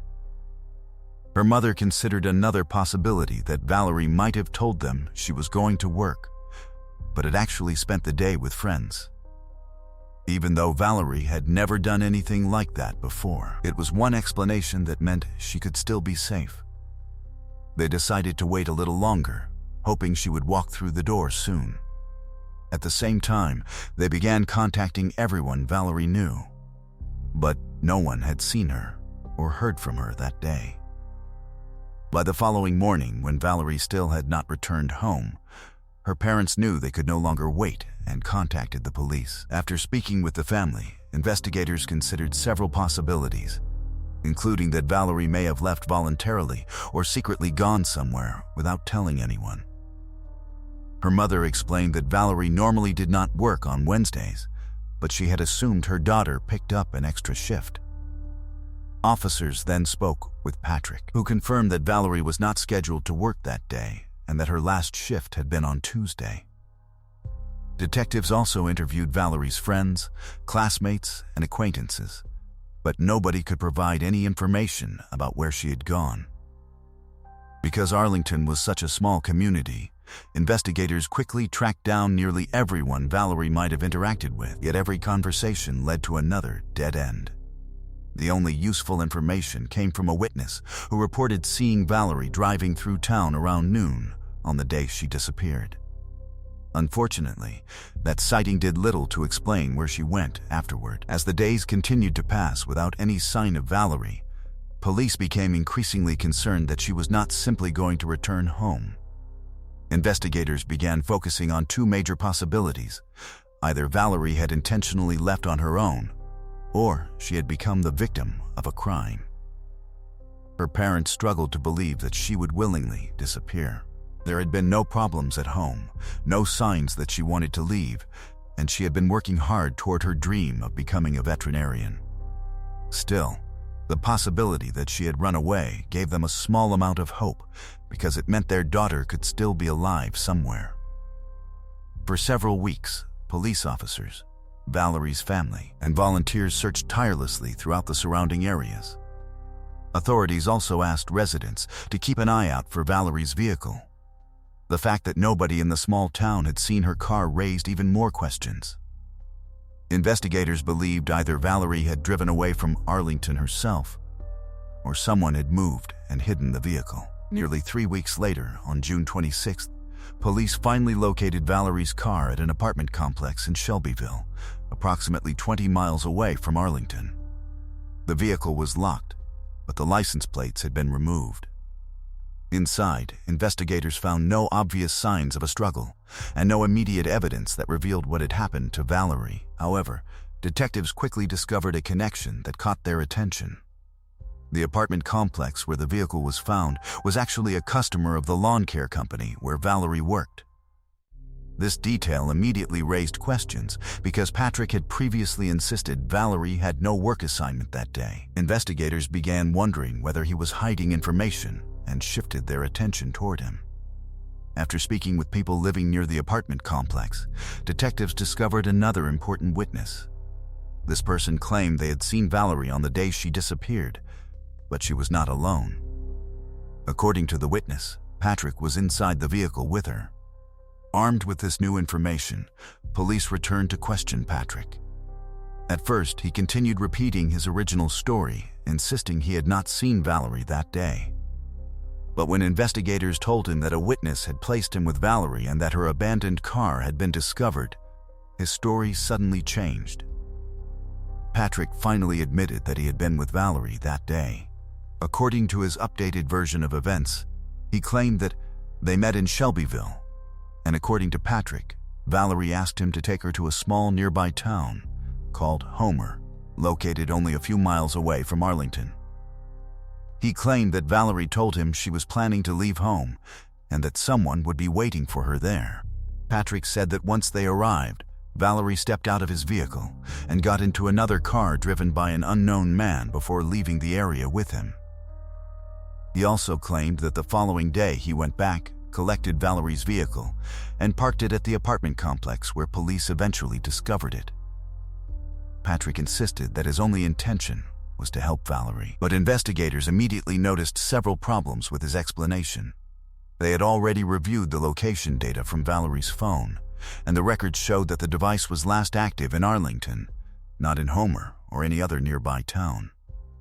This suggested that something may have happened to Valerie before she ever left Arlington, so detectives confronted Patrick with this information. To their surprise, Patrick changed his story once again. This time, he claimed that he and Valerie actually met near the apartment complex in Shelbyville, where she entered his vehicle and went with him to his house. According to this new version, Patrick said he left Valerie there alone while he went to work, and when he returned later, she had disappeared. Naturally, investigators found this explanation even more difficult to believe than his previous one. They questioned him about the contradictions and asked him to provide his phone for examination, which he agreed to do. While reviewing the device, detectives discovered text messages exchanged between Patrick and Valerie on the day she vanished. At 11:23 in the morning, Valerie had sent him a message saying, "I'll be there soon." Several hours later, Patrick responded by asking, "Where are you?" He sent the same message again shortly afterward, but Valerie never replied. These messages immediately raised more questions and made investigators even more suspicious of Patrick's account. Detectives began doubting almost everything he had told them and decided to speak with Valerie's parents to learn whether they had noticed anything unusual about his behavior before her disappearance. Valerie's mother explained that Patrick had always acted unusually close with her daughter. Over time, he had developed a friendship with Valerie that went beyond a typical employer-employee relationship. He spent time with her outside of work, bought her gifts, and occasionally took her shopping. According to her mother, the 59-year-old man sometimes behaved less like a boss and more like someone who was emotionally attached to Valerie in an unhealthy way. However, she admitted that she never viewed these actions as dangerous at the time. Patrick was a longtime family friend, and Valerie was also friends with his daughter, so her mother assumed he was simply being kind and supportive. Still, one particular incident began to stand out as extremely concerning. Patrick had once invited Valerie to visit an aquarium in another city. Her parents agreed because they believed he would be taking his entire family along. However, they later discovered that Patrick had gone alone with Valerie, which they found unusual and inappropriate. Valerie's mother also told detectives about another detail from the night Valerie disappeared. On June 7th, Patrick and his wife visited their home, and during the conversation, Patrick suggested that Valerie may have run away and might never return. The statement immediately caught investigators' attention. But there was another piece of information that stood out even more. Valerie's mother revealed that Patrick had been tracking Valerie's phone location using a special monitoring application. Patrick had claimed the tracking was necessary for work-related reasons, but detectives immediately noticed a major contradiction. If Patrick already had access to Valerie's location through the app, why was he repeatedly texting her on the days she disappeared asking, "Where are you?" After reviewing all of the evidence and connecting the inconsistencies in Patrick's statements, investigators became increasingly convinced that he was involved in Valerie's disappearance. However, they still faced a major challenge. At that point, they only had circumstantial evidence and no confirmed information about where Valerie was or what had happened to her. Without stronger proof, they could not immediately charge Patrick with a crime connected to her disappearance. Instead, police decided to arrest him for making false statements. By lying about not seeing Valerie on the day she vanished, Patrick had provided false information during the investigation, which was enough to support criminal charges.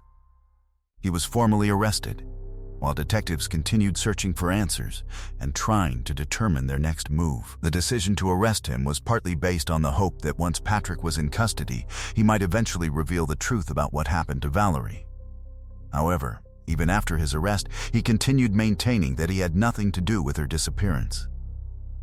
Investigators then turned their attention toward obtaining a search warrant for Patrick's property, but that process was not simple. Without direct evidence connecting him to Valerie's disappearance, authorities struggled to convince the court that a search was justified. It took several months before detectives uncovered another disturbing detail that strengthened their suspicions. Multiple neighbors reported that shortly after Valerie disappeared, Patrick had taken apart his garage and burned it in the middle of the night at around 2 in the morning. The timing of the destruction immediately appeared suspicious to investigators. Finally, on October 11th, police obtained the necessary warrant and arrived at Patrick's property to conduct a full search. His home was located on a large piece of land with a pond in the middle of the property. During the search, trained dogs alerted investigators to the possibility of human remains in the water. The dogs detected a scent coming from the pond, causing police to focus their attention there. However, after a thorough examination, no remains were discovered. Experts suggested that a body may have been near the pond at some point in the past, causing the scent to transfer into the surrounding area and water. With no immediate discovery in the pond, investigators expanded their search across the rest of Patrick's property. They brought in additional resources and requested the assistance of a helicopter equipped with advanced ground-penetrating radar was then used to examine the property. And based on the information collected, investigators created a detailed map showing areas that appeared to have possible signs of digging or disturbed soil. Because Patrick's land was so large, the search operation continued for several weeks as detectives carefully examined every suspicious location. The investigation continued until November 28th, when officers focused their attention on a large pile of construction debris mixed with dirt and other materials. As they cleared away the debris, they uncovered something hidden beneath the surface: 2 wooden crates buried underground. Inside the first crate, investigators discovered old VHS tapes and various documents, although authorities have never publicly revealed exactly what those items contained. The second crate held a much darker discovery. Inside were human remains wrapped tightly in black garbage bags. Due to the advanced state of decomposition, investigators could not identify the person visually, but one important detail immediately caught their attention. The victim's fingernails were painted the same color as Valerie's nails had been on the day she disappeared. The remains were transported to medical examiners, and shortly afterward, officials confirmed the heartbreaking truth: the body belonged to Valerie Tyndall. With this confirmation, Patrick was officially charged with Valerie's murder, and detectives brought him in for another round of questioning. Now that Valerie's remains had been found hidden on his own property, Patrick no longer denied that he was involved. However, the story he told investigators created even more questions and doubts. According to Patrick, he and Valerie had met near the apartment complex in Shelbyville that day because of work-related reasons. He claimed that afterward, they went back to his house, where his office was also located. Patrick then alleged that Valerie suddenly began blackmailing him. He claimed she had been trying to seduce him for some time, and that on the day of the murder she demanded that he buy her a new car. According to his version, Valerie threatened to expose him and ruin his reputation if he refused. Patrick said he panicked. An argument broke out, and the confrontation became physical. During the struggle, he claimed he grabbed his belt and strangled Valerie. Afterward, he said he moved her body into his office and hid it there. The next day, Patrick claimed he went to a store, purchased wooden boards, and built 2 homemade wooden containers. In one, he placed Valerie's body, while the other was used to store documents and old videotapes. He then wrapped Valerie's remains in garbage bags and sealed everything with duct tape, supposedly to hide the smell of decomposition. Patrick explained that he buried the crates inside an existing pit on his property and covered them with construction debris and soil to conceal them. As for the garage fire, Patrick never provided a clear explanation for why he destroyed it shortly after Valerie's disappearance, especially in the middle of the night. Investigators believed the timing was highly suspicious and suggested that he may have been trying to destroy evidence while making the fire appear like an ordinary demolition project. One of the most disturbing details about the case was that the location where Patrick buried Valerie was only about 100 yards away from her parents' home. For nearly 6 months, they had searched desperately for their daughter while she was hidden almost within sight of where they lived. When detectives asked Patrick how he felt after taking Valerie's life, his response was chilling. He calmly stated that, in his opinion, nothing in his life had really changed. Investigators immediately questioned the credibility of his entire confession. To them, Patrick appeared to be portraying himself as the victim, attempting to justify his actions by claiming he had been manipulated and threatened. A much more likely explanation, according to detectives, was that Patrick had slowly developed an unhealthy attachment to Valerie over time. They believed he may have hoped their relationship would become something more than friendship, and on the day of the murder, he may have brought her to his home intending to pursue an intimate relationship. When Valerie rejected him, Patrick may have feared that she would tell her family about his behavior, leading him to make the decision to kill her. Another detail that weakened Patrick's explanation was information provided by Valerie's family. They explained that Valerie deeply loved her car and had even once said that she wanted to keep driving it for the rest of her life. This made Patrick's claim that she was threatening him to get a new vehicle seem even more unbelievable. After Patrick was charged, investigators continued gathering evidence and uncovered several additional details that strengthened their case. A forensic examination of his smartphone revealed that shortly after arriving home on the day Valerie disappeared, Patrick began deleting applications from his device. However, he failed to remove one important app, his health monitoring application. That app recorded a sudden and significant increase in his heart rate shortly after he arrived home. Investigators believed this spike may have occurred around the same time Patrick attacked Valerie and moved her body. Patrick also admitted that he disposed of Valerie's license plates and car keys by throwing them into a river. According to him, he did this because he wanted to make it more difficult for police to locate her vehicle. He also revealed another disturbing detail. After strangling Valerie with his belt, he simply put the belt back on and continued wearing it as if nothing had happened. For Valerie's parents, learning that Patrick was responsible for their daughter's death was devastating. They had known him as a neighbor and family friend, and despite some of his unusual behavior, they never truly believed he could be involved. Investigators later explained that they intentionally kept many details hidden from Valerie's family during the investigation to avoid compromising the case, meaning many shocking facts only became known after Patrick's arrest. Once Patrick was placed in jail awaiting trial and received legal representation, he did not attempt to withdraw his confession. Instead, he and his lawyer negotiated a plea agreement. Under the deal, Patrick agreed to plead guilty to Valerie's murder, and in exchange, the original charge of providing false information to police was dropped. Because of this agreement, Patrick appeared before a judge on March 11, 2024, only a few months after his arrest, and was sentenced to 57 years in prison. The plea deal spared Valerie's family from having to endure a lengthy trial and hearing arguments from the defense attempting to explain or justify Patrick's actions. However, the agreement also came with a major downside. In many plea agreements, the defendant is not required to provide a complete explanation of every detail surrounding the crime.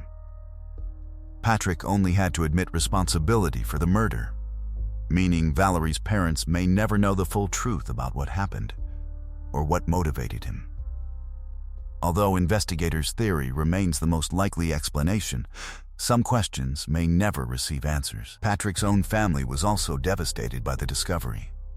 His wife and children, including his daughter who had been friends with Valerie, had lived only a short distance away from where Valerie's remains were buried for almost 6 months without knowing what was beneath their property. The plea agreement also means the mystery surrounding the contents of the VH tapes and documents buried alongside Valerie may never be solved. Those items could potentially have revealed additional information, provided evidence of other wrongdoing, or explained why Patrick went to such lengths to hide them. It is possible that Patrick feared police would eventually search his property and discover what he had buried there. Share your thoughts on this heartbreaking case in the comments section, and if you found this story interesting, don't forget to leave a like. Let's move on to the next case. A mother attended a Christmas celebration with her young daughter, expecting nothing more than a joyful evening with friends and neighbors.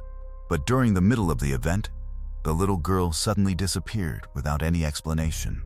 Despite an enormous search involving hundreds of volunteers, local police, and even the FBI, investigators could not find a single trace of her.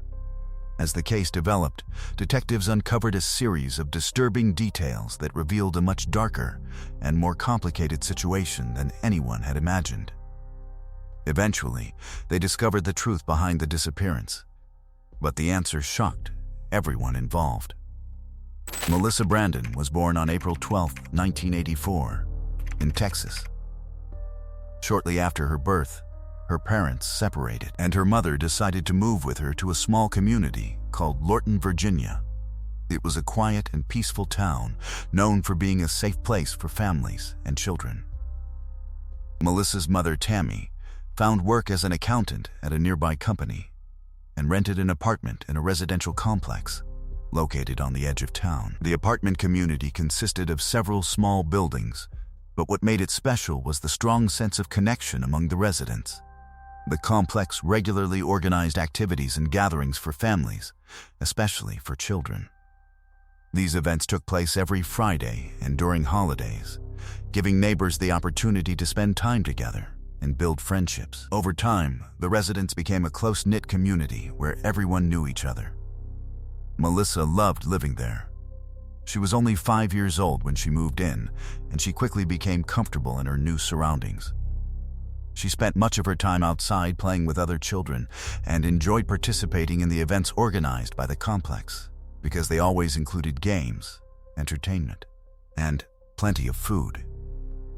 On December 3rd, the community hosted a Christmas party inside a separate building that contained several large rooms. Around 200 residents attended the celebration, gathering in small groups for dinner while their children ran around and played together. The evening seemed completely normal until around 10 p.m., when Tammy decided it was time for them to leave. She called Melissa over and asked her daughter to grab their jackets while she said goodbye to some friends. Melissa also asked if she could take some chips home from the party, and Tammy agreed. A few minutes later, after finishing her conversations, Tammy expected Melissa to return. But when she looked around, her daughter was nowhere to be found. At first, Tammy assumed Melissa was nearby, so she checked the different rooms and looked through the hallways. However, every place she searched was empty. Her concern quickly turned into panic, and she began asking other guests if they had seen Melissa. But nobody remembered seeing her leave or noticed where she had gone. As more time passed, the news spread throughout the party that Melissa was missing. Neighbors immediately stopped what they were doing and joined Tammy in searching for the little girl. They checked every room inside the building, searched outside, and called Melissa's name, but there was no response. Eventually, Tammy realized they needed professional help and contacted the police. Officers arrived at the apartment complex within minutes and immediately began searching the area. By then, even more residents had heard what happened, and the search effort grew rapidly. More than 300 volunteers joined police officers in looking for Melissa. Investigators initially considered the possibility that Melissa had simply wandered away and become lost. However, as the search continued, that explanation started to seem less likely. It was a cold and dark night, and officers believed that a 5-year-old child would not have been able to travel very far on her own. Melissa was also familiar with the apartment complex and knew the area well, making it unlikely that she would randomly walk away in a completely different direction. One major concern was the large wooded area located directly behind the complex. Investigators feared that Melissa may have somehow entered the forest and become lost. The search team carefully examined the surrounding woods while others continued searching the buildings. Inside the location where the Christmas event was held, investigators found very little evidence. Melissa's jacket was missing, but there were no other clues explaining what had happened. The only unusual detail discovered was an open window in the boiler room. Police considered whether Melissa could have climbed out through that window, but even that possibility seemed unlikely due to its location and the circumstances. With no clear answers, detectives began interviewing everyone who had attended the party. They spoke with neighbors, guests, and residents, hoping someone had noticed something unusual. However, nobody reported seeing Melissa leave the building or witnessing anyone carrying her away. Tammy also told investigators that she had not noticed anything suspicious that evening. Police asked whether she had experienced any conflicts with anyone living in the complex, or whether there was anyone who might have wanted to harm her daughter.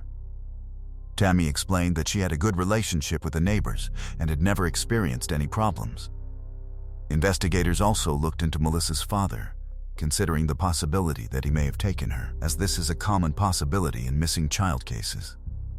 However, police quickly confirmed that he was still in Texas and could not have been involved because he was nowhere near Virginia at the time of the disappearance. With no strong leads, authorities expanded the search even further. Some officers entered the forest behind the complex, while others continued checking every building and surrounding area. Despite the late hour, many residents refused to leave and continued helping police search for Melissa.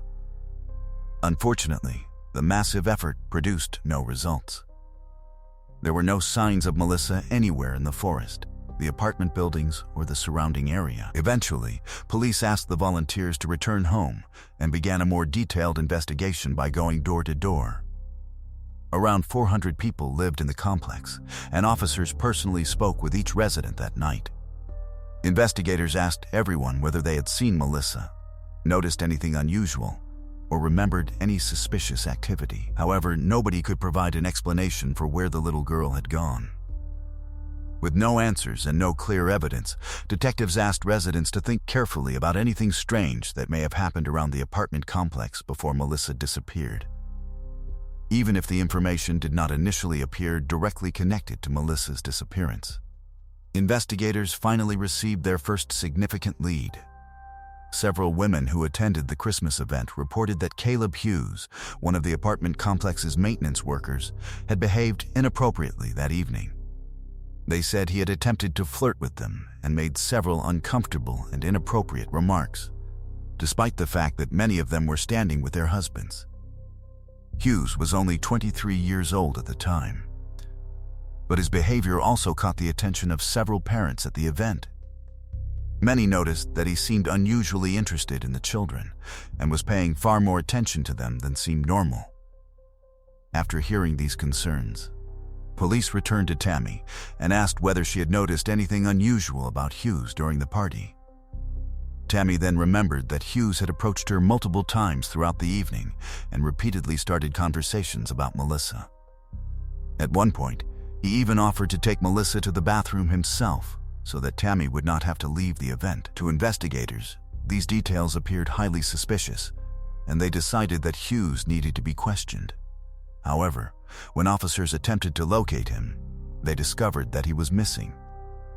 Police immediately went to his home, which was only a few miles away from the apartment complex, but Hughes was not there either. Instead, his wife answered the door and told officers that he had not returned home that night. Investigators left the property but came back several hours later. By then, Hughes had arrived and claimed that he had gotten home around 12:30 in the morning. Police quickly noticed something that did not make sense. Hughes had left the apartment complex nearly 2.5 hours before returning home, even though the drive should have taken only around 10 minutes. When questioned about the long delay, Hughes claimed that he had taken a different route and stopped at a store to buy a pack of beer. However, detectives immediately became suspicious of this explanation. A quick stop at a store did not explain nearly 3 missing hours, and there was another problem: state law prohibited alcohol sales after midnight. On top of that, Hughes was unable to provide any receipt or proof that he had actually made the purchase. The situation became even more concerning, so investigators asked Hughes to hand over the clothing he had worn while working at the Christmas event. This was when even more suspicious details emerged. Hughes explained that he had thrown his clothes into the washing machine immediately after arriving home. Despite this, detectives managed to obtain the clothing for examination. To their surprise, they discovered that Hughes had also washed his shoes. But the strange discoveries did not end there. Investigators noticed that sections of the shoe soles appeared to have been cut away. Inside the washing machine with the clothes, they also found a large knife sheath and a leather belt. When officers asked Hughes where the knife was, he claimed that he could not remember. With so many unusual details and suspicious actions, investigators began seriously considering the possibility that Hughes was connected to Melissa's disappearance. His clothing and shoes were collected and sent to forensic experts for testing. When scientists applied luminol to the shoes, the chemical revealed possible traces of blood. However, because the shoes had already been washed, there was not enough remaining material to extract a usable DNA sample, meaning investigators could not determine whose blood it was. Detectives returned to Hughes's home and brought him in for formal questioning. During hours of interrogation, Hughes continued repeating the same story despite the growing number of inconsistencies and suspicious evidence against him. He also claimed that he did not know who Melissa was, did not know what she looked like, and had no idea what had happened to her. Investigators immediately knew this was false. Multiple witnesses, including Tammy herself, had seen Hughes interacting with Melissa and other children throughout the evening. When detectives confronted him and told him they knew he was lying, Hughes remained calm and simply responded, "Prove it." Despite their strong suspicions, police still lacked enough physical evidence to make an arrest. Without proof directly connecting Hughes to Melissa's disappearance, they had no choice but to release him the following day. However, investigators immediately increased their efforts, hoping either to locate Melissa or uncover additional evidence. That morning, detectives decided to speak with Hughes's wife privately, without him present. During their conversation, she revealed an important detail about their relationship. According to her, their marriage had been troubled, and she had serious doubts about trusting Hughes. She also remembered something unusual from the night Melissa disappeared. Before Hughes left for the Christmas event, she had checked the mileage on his vehicle and remembered the exact number. When he returned home later, she checked again and noticed that he had driven approximately 12 miles. This information was extremely valuable to investigators for 2 reasons. First, it completely contradicted Hughes's explanation that he had only driven to a nearby store for beer during those missing hours. Second, the mileage allowed police to estimate where Hughes may have traveled after leaving the complex. By subtracting the distance between his home and the apartment complex, detectives were able to create a possible search area based on the remaining miles driven. This narrowed their focus to a region covering roughly 25 square miles. Searching such a large area required significant resources, so police brought in additional support. The military assisted with helicopters and aircraft, while divers searched nearby bodies of water for any possible evidence. Around 400 volunteers also joined the operation, helping authorities comb through the surrounding areas. Melissa's father, who had immediately flown in from Texas after hearing about his daughter's disappearance, joined the search efforts as well. Police also distributed thousands of missing person flyers throughout the area, hoping someone would recognize Melissa or provide information that could help bring her home. The case became even more alarming when investigators remembered that another young girl had disappeared from the same town only 5 months earlier. Her remains were eventually discovered, but authorities had never identified the person responsible. While the massive search continued, a team of forensic specialists returned to the apartment complex to examine the original crime scene. The only possible clue discovered early in the investigation had been the open window in the boiler room, so experts carefully inspected the area around it. They soon found something significant. Just outside the window, investigators discovered a faint, adult-sized boot print.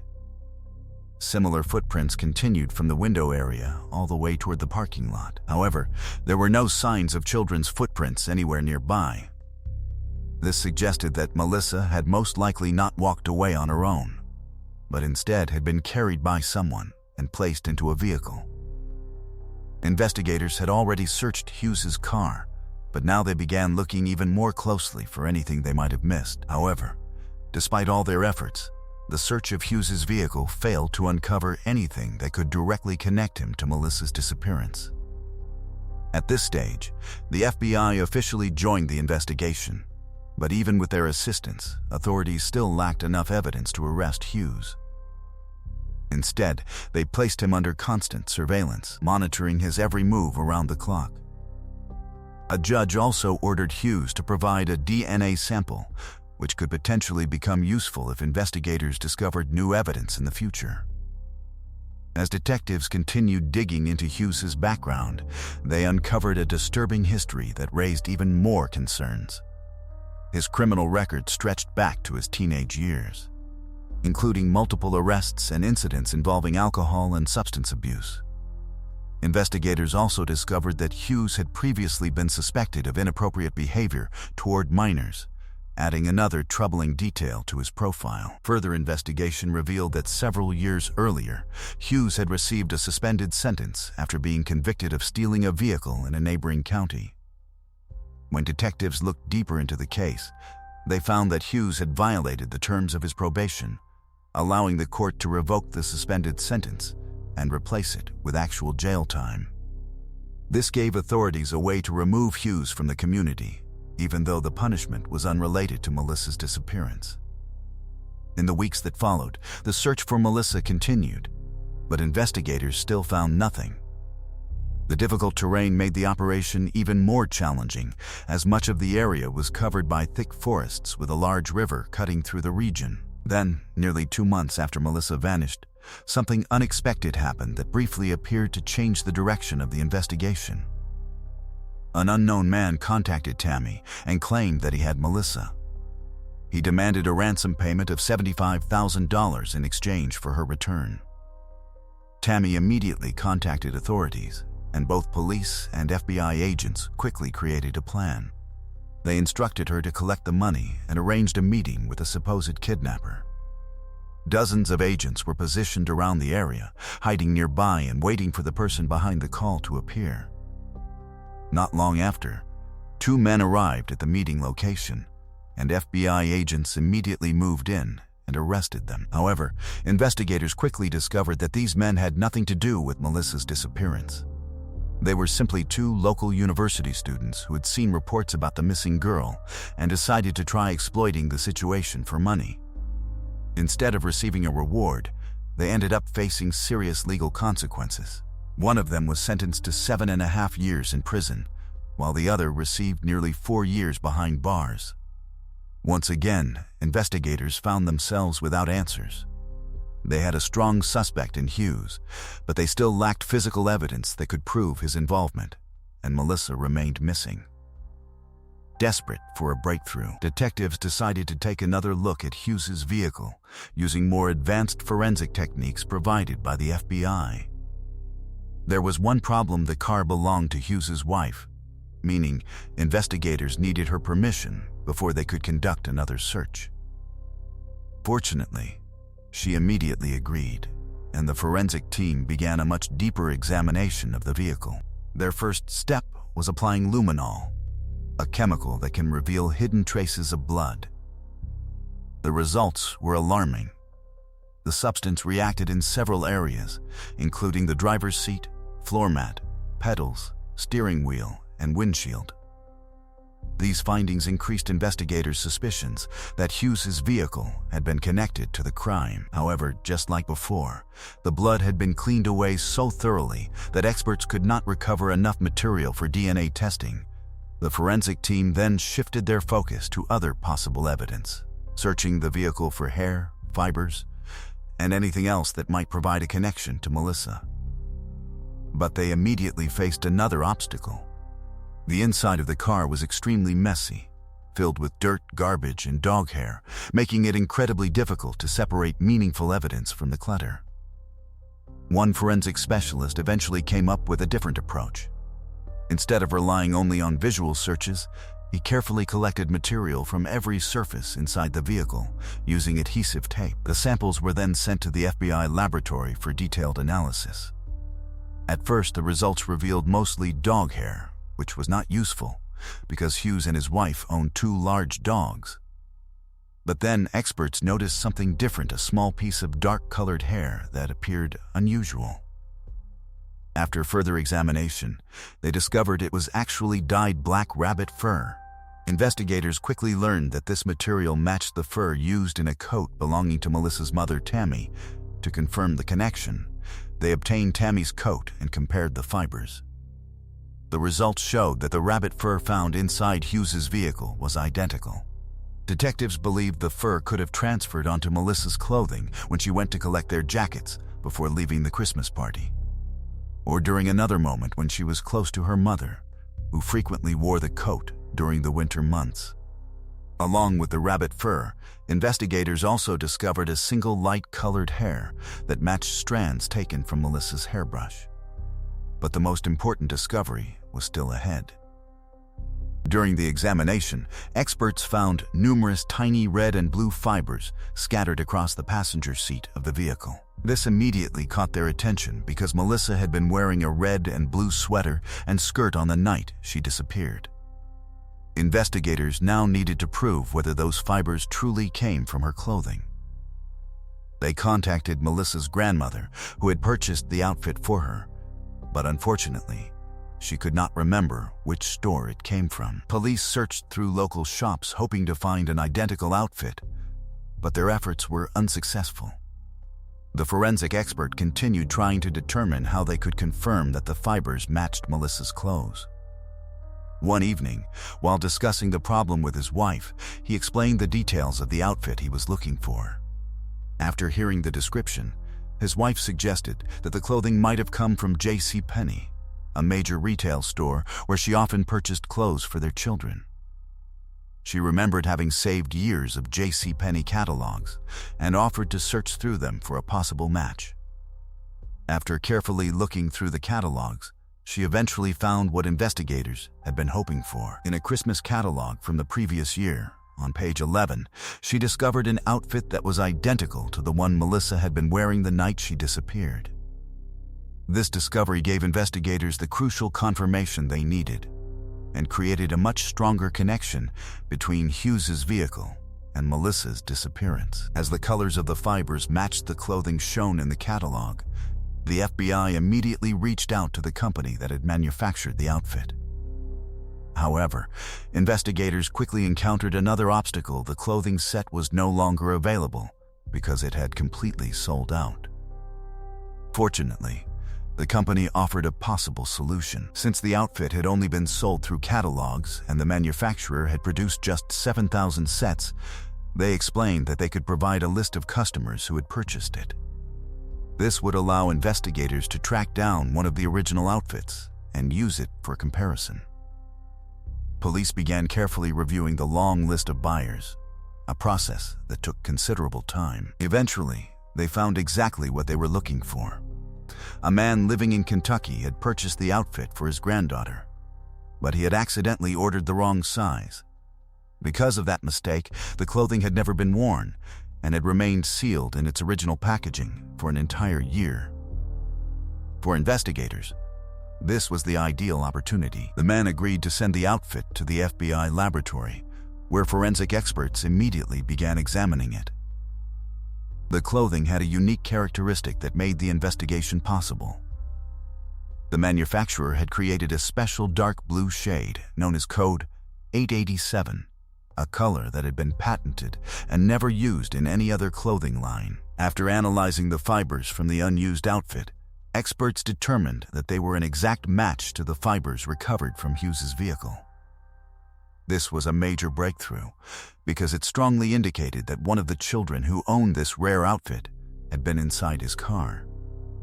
Although the discovery did not completely prove that Hughes had abducted Melissa, the possibility that another child wearing this extremely uncommon clothing had somehow been in his vehicle was considered incredibly unlikely.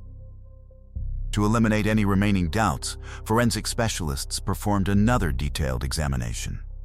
They collected more than 100 fibers with similar colors from various types of clothing and conducted 983 separate comparison tests against the fibers recovered from Hughes's passenger seat. The results were clear.